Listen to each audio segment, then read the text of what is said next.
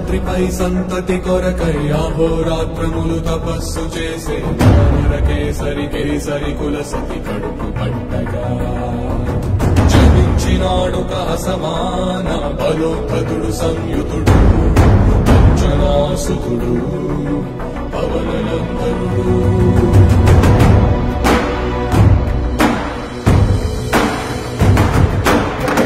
కిరణముల ఉదయాత్మి గని అది పండిన తీరని పండు సూర్యమండలము పట్టి తినాలని దేహం మాగున రవి మరుగై జగము చీకటై మాయా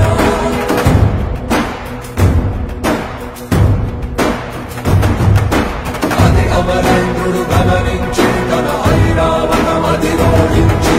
ఆంజనేయుని సమీపించి తన వజ్రాయుధము విసరగా పవననందనుని హనుముని తాకా చిందిన రక్త బిందువే విద్యుద్వేగంతో ధరణి స్థలి వంద కడలిలో చచ్చి